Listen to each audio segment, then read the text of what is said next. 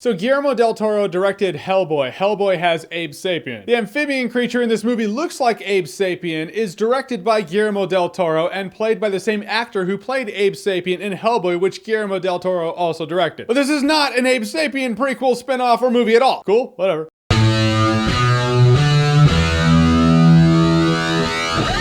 The Shape of Water. So The Shape of Water is ultimately a sweet movie and a violent movie directed by Guillermo del Toro. This lady works in this government facility in the 1960s. It's amidst the Cold War. Her and her friend, played by Octavia Spencer, they're the janitors. They just clean up the mess around there. But this government facility, led by Michael Shannon, has brought in a creature that's ultimately like a creature from the Black Lagoon. It's easy to see this thing as a monster. They see the thing as a monster. They see the thing as a way to beat the Russians into space. But our star of the movie, played by Sally Hawkins, develops a connection with this creature, and after that it kind of becomes like E.T. but with a creature that's underwater. What I liked about this movie is the performances are all great. The movie looks fantastic. Guillermo del Toro always kills it on that. Michael Shannon is really menacing as the main agent in this movie. He's one of those ones when he is on screen, when he is in a room, he's the one you're paying attention to. No one upstages Michael Shannon, ever. This movie's included. Sally Hawkins in this movie plays a bit of a loner, bit of an introvert, and she also is a mute. She never talks in the movie, and I take that for granted a lot of the time. It's easy to think to yourself, well, the way people convey their thoughts, feelings, and emotions is through voice, but it's completely not like that. That's one element and angle of communication, but that's not all we have. So when a character like this comes along and completely conveys any and all of her thoughts, feelings, and emotions at any given time, it's really impressive. She doesn't say a word in the movie, yet she says so much.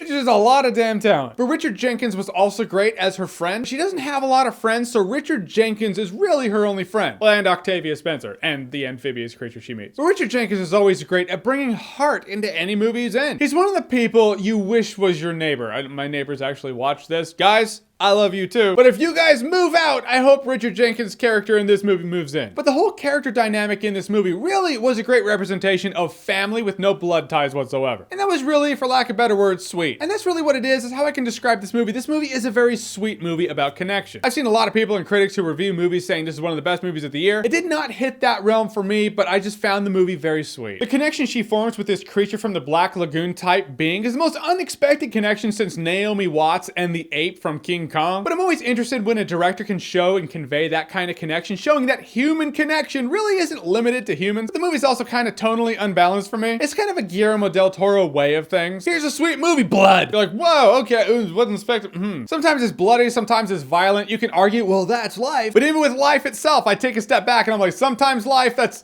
was a little tonally uneven.